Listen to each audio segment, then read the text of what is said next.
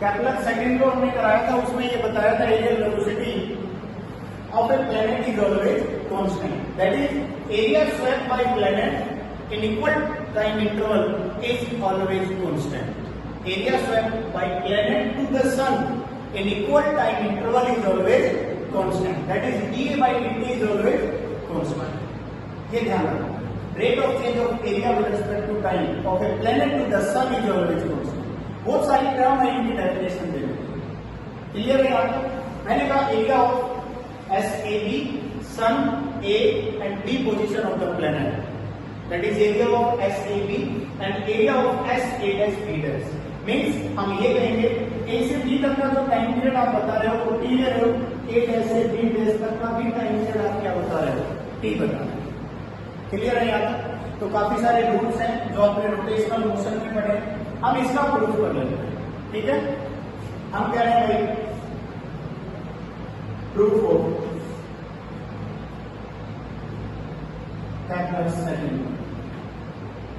Second law का proof करना है, ठीक है। देखिए मैं क्या कह रहा हूं, सबसे पहले मैं एक ट्रायंगल ले रहा हूं, ट्रायंगल एरिया ऑफ ट्रायंगल निकालते हैं हमने कहा ये क्या है, इसकी रेडियस है आर है। हम कह देते हैं बेटा area of S A B क्या कहेंगे बेटा, 1/2 multiply by base multiply by height. मेरी बात समझ में? अगर हम ध्यान से देखना चाहें तो हमारे पास जो हाइट है वो क्या है हमारे पास, वैसे तो हम एस ए बी निकालेंगे तो ये हाइट हमारे पास क्या है आर, और दूसरा क्या कहेंगे भाई, ये हमारे पास क्या है आर। मेरी बात समझ गए? हाइट मल्टीप्लाई बाय क्या कर देंगे, आर कर देंगे, क्योंकि ये किसका काम करेगा जब अगर आप बेस बनाते हो, आर का ही काम करेगा कि नहीं, समझ आ गया। हमने क्या कर दिया 1/2 multiply by A B multiply by S A. Point clear है?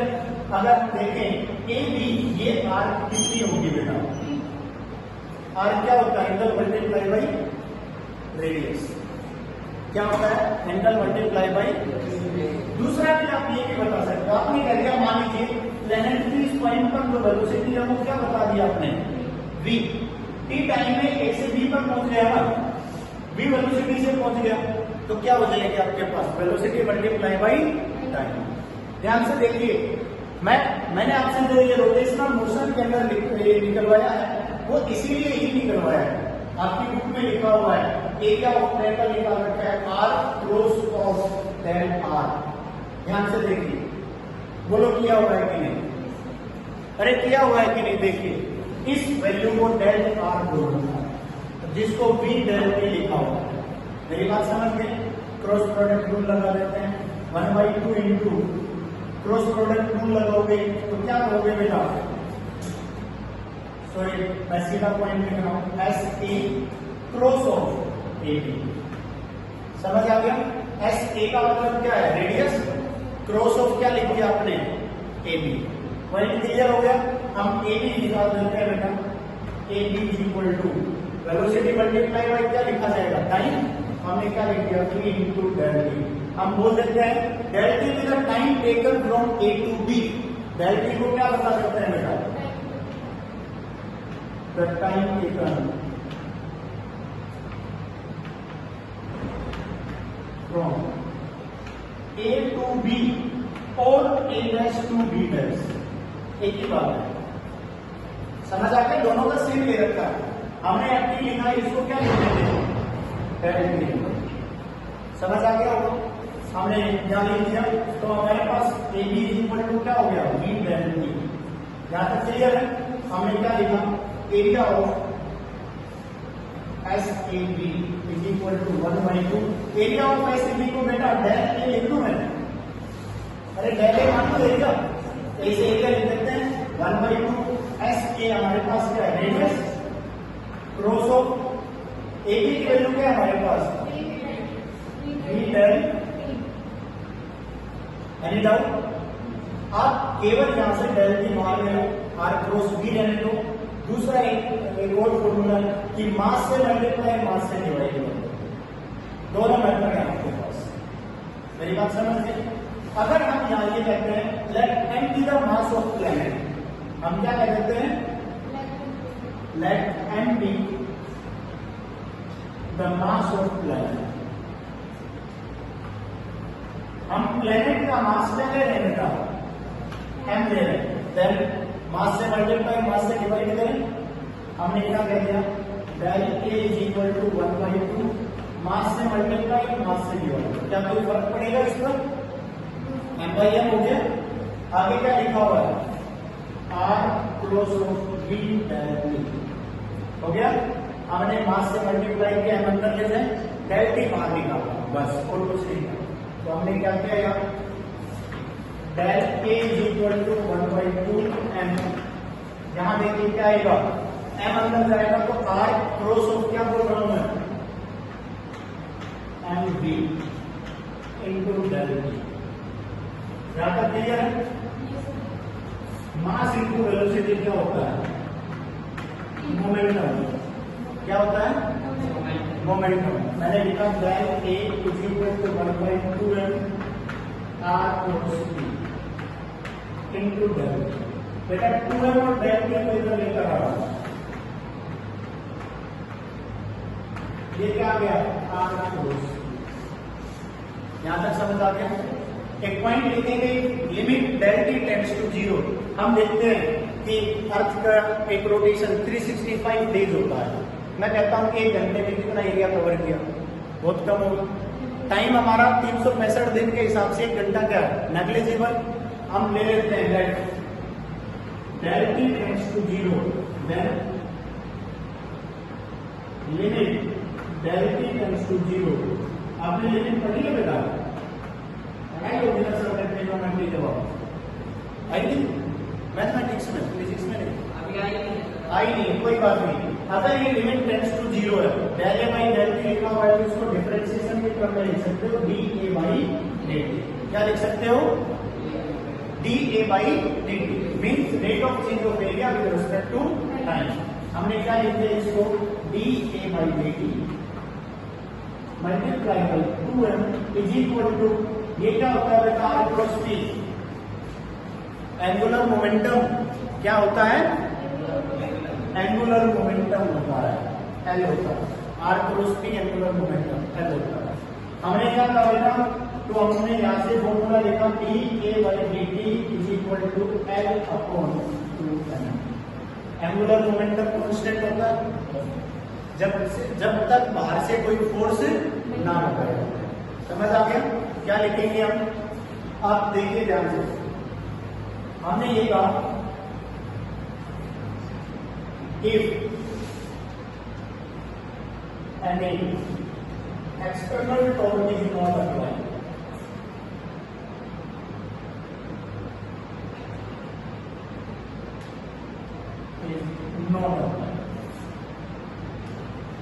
बाहर से कहीं पर भी कोई फोर्स नहीं लगाया गया, मीन्स टॉर्क क्या हो गया बेटा? हमें पता है dl by dt is equal to क्या होता है? ये क्या हो गया? बड़ा हुआ ये रिलेशन, और ये 0 होने का मतलब क्या है? L इज इक्वल टू,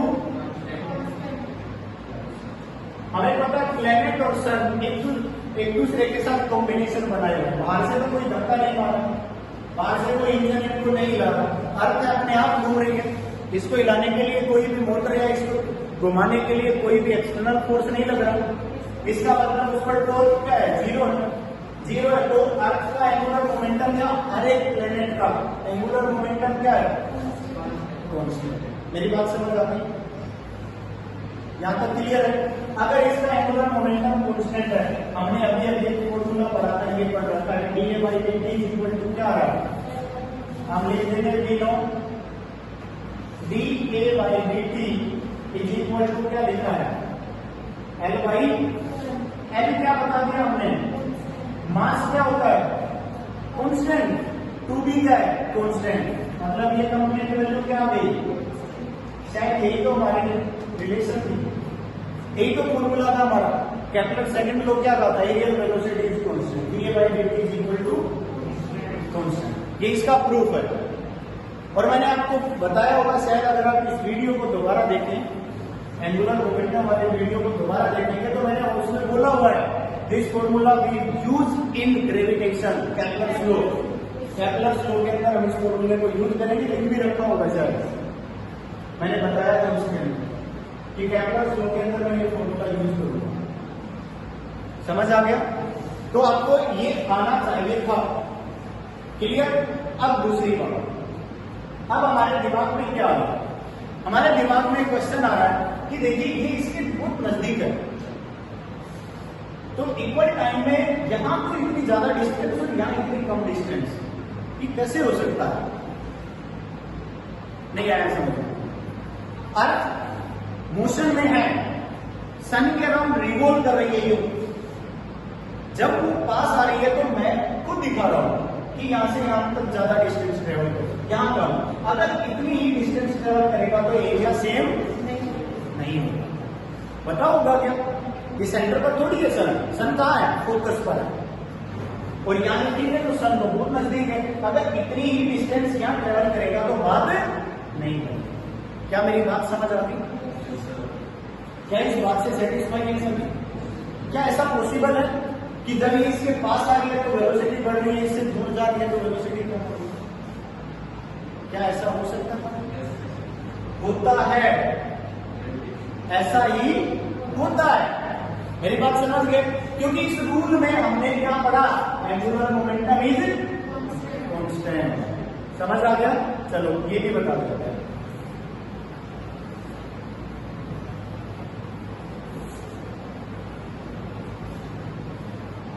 ध्यान से देखिए,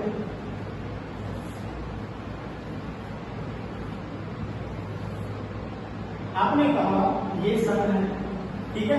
प्लेनेट के मैं दो अलग अलग लोकेशन ले रहा हूं, एक यहाँ है राउंड ए पॉइंट पर, वेलोसिटी v1 और इस रेडियस को क्या मान रहे हैं? दूसरी लोकेशन यहाँ ले लें, ठीक है? इस डिस्टेंस को क्या बता देते हैं बेटा? r2। यहां वेलोसिटी को क्या बता देते हैं? समझ आते हो? प्लेनेट है, इस प्लेनेट का मास क्या है? m। तो प्लेनेट का मास को बदलने से ऐसा नहीं क्या इसके पास जाएगी तो मास बढ़ जाएगा या कम हो जाएगा, सब कुछ है। हमने क्या पढ़ा हुआ है? We know angular momentum is constant. अरे एंगुलर मोमेंटम क्या है? Always constant. L is equal to constant है। हमने ये कहा कि अगर एंगुलर मोमेंटम कांस्टेंट है then L A is equal to L B. क्या मैं सही बोल रहा हूं? Angular momentum at A point is equal to angular momentum at B point. यहां तक क्लियर है? अगर वी नो एक फॉर्मूला है हमारे पास एंगुलर मोमेंटम का, बोलो क्या होता है? अरे एनवी आर, अभी अभी पढ़ा था, आर क्रॉस पी पढ़ा था। ये मोमेंटम क्या होता है? M V R. नहीं आना, क्योंकि यहाँ देखिए ये टेंजेंट है कि रेडियस है कि क्या होगी? 90। क्रॉस प्रोडक्ट को लेते तो क्या बन जाएगा? साइन 90। क्या है समझ? साइन 90 तो 1 होता है। अरे आप एक नहीं समझ? एन इज इक्वल टू क्या होता है बेटा? M V R. एक पॉइंट पर देखिए मास कितना है, वेलोसिटी कितनी है? v1 और रेडियस कितनी है? Is equal to B point पर देखिए मास, वेलोसिटी, एनसीएम बोल गया। अरे समझ आ रहा है कि नहीं? क्या बचा हमारे पास? v1 r1 is equal to v2, v1 upon v2 is equal to क्या लिख दिया? v is inversely proportional to क्या गया? अरे देखो v1 r1 v2 r2 inversely proportional है। Velocity is inversely proportional to r। r अगर कम होगा तो वेलोसिटी ज्यादा होगी। नहीं आया?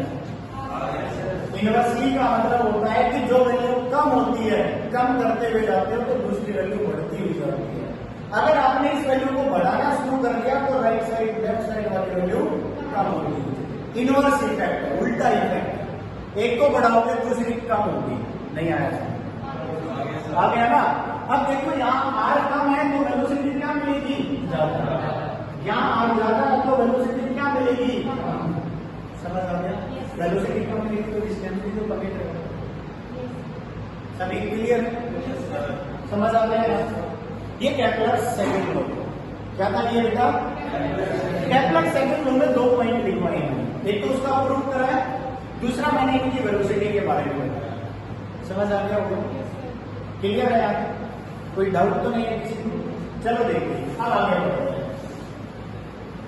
केपलर थर्ड लॉ आता है।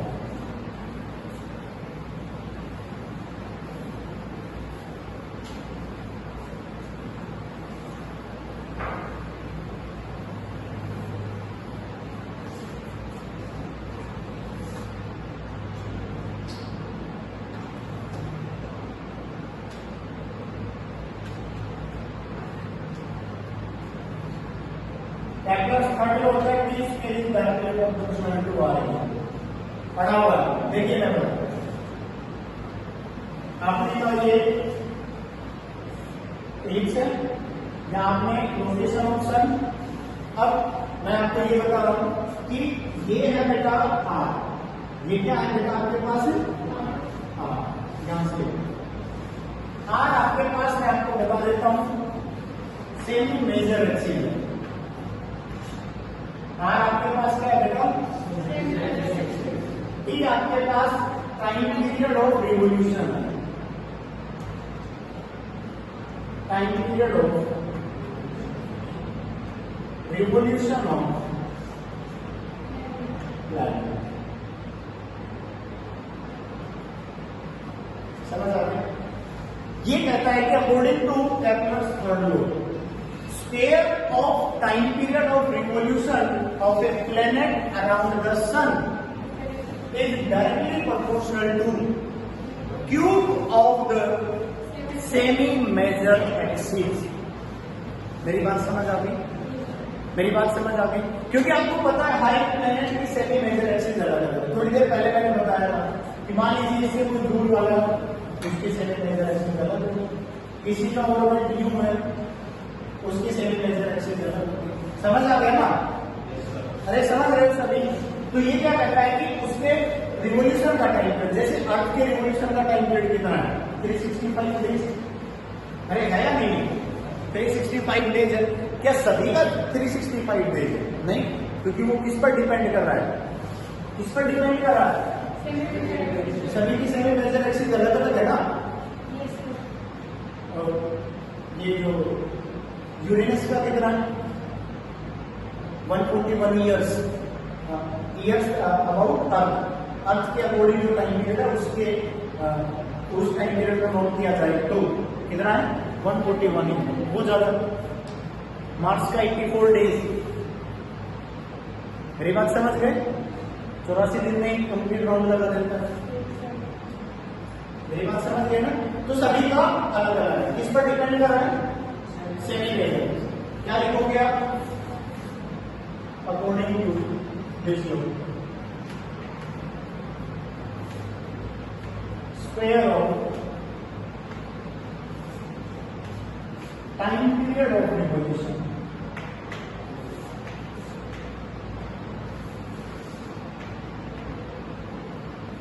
square of time period of revolution around the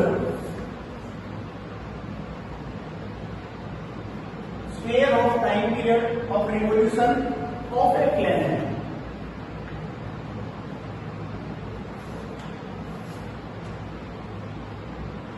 around the sun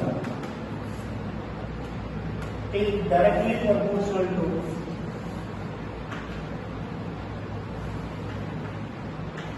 किसके डायरेक्टली प्रोपोर्शनल लगेगा? Cube of semi major axis. Clear है? अब मैं आपको बता देता हूं इसका प्रूफ करेंगे। ठीक है? प्रूफ करेंगे तो ये कहता है कि हम जो ये इलेक्ट्रिकल पाथ है ना, ये बहुत ज्यादा इलेक्ट्रिकल नहीं होता, नॉर्मल जस्ट लाइक हम ये कह सकते हैं कि सर्कुलर टाइप में होता है। किस टाइप में होता है? That is the limitation. ये लिमिटेशन है। पहले हमने क्या माना? एलिप्स। और अब हम इसका प्रूफ किस लिए कर रहे हैं? सर्कुलर। तो ये क्या है, एक लिमिटेशन है, कमी है, प्रूव करने वाली कमी है ये। और लास्ट में आपसे पूछा भी जाएगा what is the limitation of Templar flow, तो सबसे पहले लिख देना है। मेरी बात समझ गए? तो सबसे पहले बता देना ये, क्लियर है? ये कहता है कि अगर आप इसका प्रूव करते हैं, मान लीजिए आपने कहा कि ये लगभग सर्कुलर पाथ, सन की लोकेशन है लगभग उसके सेंटर पर, प्लैनेट न्यू रिवॉल्व कर रहा है, ठीक है? ये कहता है कि इन दोनों के बीच में क्या लग रहा है बेटा? Gravitational force. क्या लग रहा है? पढ़ा था आपने पहले 9th क्लास में पढ़ा था। ये कहता है कि इन दोनों के बीच में ग्रेविटेशनल फोर्स लग रहा है, जिसको Fg से। मान लीजिए अपने पास सन का मास कैपिटल है, प्लेनेट का मास स्मॉल है।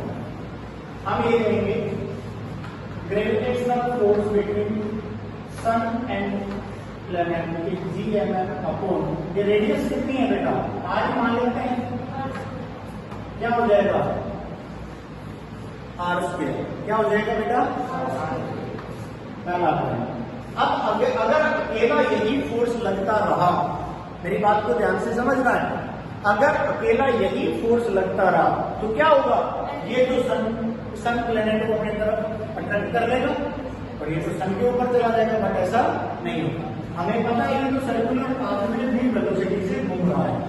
क्या मैं सही बोल रहा हूँ? सर्कुलर पाथ में v वेलोसिटी से घूम रहा है। जब ये v वेलोसिटी से घूम रहा है तो एक सेंट्रीफ्यूगल फोर्स लगता है बाहर की तरफ, जिसकी वैल्यू होती है mv²। किसी को कोई डाउट है? सेंट्रीफ्यूगल फोर्स पढ़ा चुके हैं, बता दिया होगा ना पहले भी। अब ये दोनों फोर्स एक दूसरे के क्या हो जाते हैं? अपोजिट हो जाते हैं और इक्वल हो जाते हैं। तो ना तो ये अपने ऑर्बिट से बाहर जा पाता और ना ही ये अपने ऑर्बिट में अंदर आता। समझ आ गया? अगर कोई भी एक फोर्स ज्यादा हो गया तो वो उसको अपनी तरफ ले जाएगा, नहीं आया जाएगा। बिल्कुल आसान सी बात है। एक पॉइंट है, दो फोर्स लगे हुए हैं, जो सा ज्यादा होगा वो अपनी तरफ खींच ले जाएगा। क्या मैं सही बोल रहा हूं? अगर दोनों इक्वल है तो ना तो उधर आएगा ना ही इधर। ये v वेलोसिटी से घूम रहा है, वैसे ही घूमता है। अगर ये यहाँ आ गया तो कहेंगे इधर लग रहा है, ये इधर लग रहा है। ये यहाँ आ गया तो एक इधर लग रहा है, ये इधर लग रहा है, दोनों एक दूसरे से। समझ आ रहा है कि नहीं? इस तरह से ये फोर्स लगे हुए हैं। किसी को कोई डाउट तो नहीं है ना? हमने कह दिया फिर Fg = F, दोनों इक्वल है तो हमने कह दिया v²/r। r रेडियस है ना, तो कैपिटल R लिखिए = G mm अपॉन m से n हो गया। यहां क्या हो गया? एक बार से एक बार कैंसिल हो गया। क्या बचा है? v² = Gm अपॉन, रिलेशन आ गया। चलो, मैंने ये कहा कि भाई let T be the time period of revolution, complete revolution की बात कर रहा हूं। इस कंप्लीट रिवोल्यूशन का टाइम पीरियड T है। देन भाई वेलोसिटी क्या होती है? Displacement upon time, distance upon time. v = distance कितनी है कंप्लीट साइकिल की? सरकमफ्रेंस ही होगी 2πr। r क्या है हमारे पास? रेडियस कैपिटल R है। अपॉन में कितना टाइम पीरियड लिया? यहाँ से यहाँ तक वापस घूमने का t। यहाँ से देखिए v की वैल्यू पुट करें, v की वैल्यू पुट करेंगे तो क्या हो जाएगा बेटा? 2πr/t होल स्क्वायर = ये क्या हो गया बेटा? Gm अपॉन, बेटा इसका स्क्वायर करो क्या आता है? 4π² r² upon t² = Gm upon, ध्यान से देखना बेटा, t² को इधर ले जाओ और r को इधर ले आओ और Gm को भी इधर ले आओ। मैंने क्या किया? t² = 4π² upon Gm r। कोई डाउट है? Gm नीचे आ गया, t² उधर चला गया, r ऊपर आ गया। दिस वैल्यू इज कांस्टेंट तो फिजिक्स का एक सीधा सा रूल है, कांस्टेंट हटाएंगे तो प्रोपोर्शनलिटी साइन लगाएंगे, और अगर प्रोपोर्शनलिटी साइन हटाएंगे तो कांस्टेंट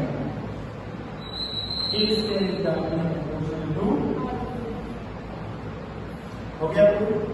ये कैरेक्टर्स जो आपने पढ़ने हैं तीनों के बेस पर इसके न्यूमेरिकल दिया है, ठीक है।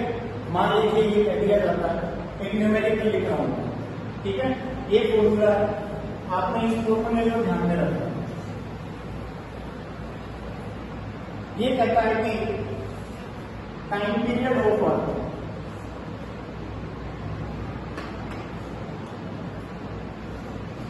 Revolution is 1 year. आपको पता है 1 साल होगा 365 डेज समथिंग होगा, ठीक है। It's radius is half,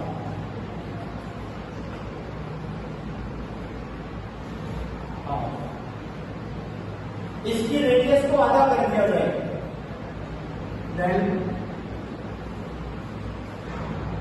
what is the effect on time period.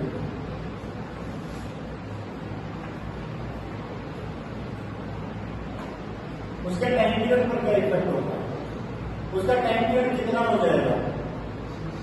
ये कहता है कि ये रेडियस है हाफ, ये रेडियस है हाफ, अर्थ रिवॉल्व कर रही थी यहां से, इसका टाइम पीरियड था 1 ईयर, इसके रेडियस को करके आधा, अब यहां से दूर हो, अब कितने टाइम में राउंड लगा देंगे, टाइम आधा, डायरेक्ट आधा टाइम, समझ गए।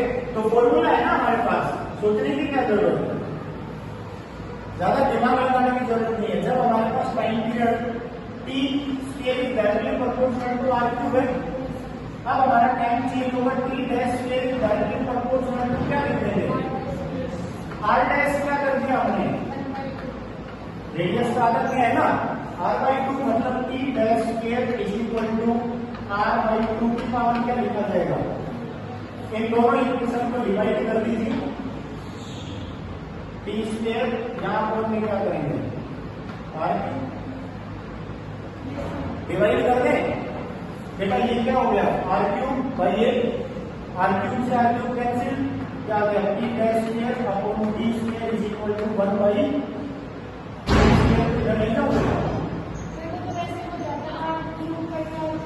वैल्यू निकालते हैं,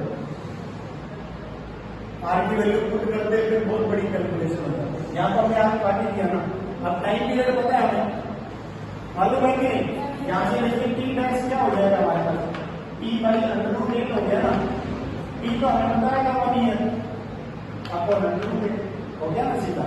आर की वैल्यू पुट करोगे तो काफी लेंथी होगा, मेरी बात समझ रहे हो क्या करें, कैलकुलेशन कम से कम। कंपटीशन के क्वेश्चंस में यही होता है कि पहले तो काटते हुए चले, जो भी है डिवाइड करो, लास्ट में वैल्यू पुट करो। अगर आप शुरू से ही यहाँ से एक वैल्यू निकाले, उसको फिर अगले में पुट किया, फिर वहां वैल्यू निकाले, फिर उसको उससे अगले में पुट किया, तो ये बहुत लंबा क्वेश्चन हो जाएगा कैलकुलेशन, ठीक है।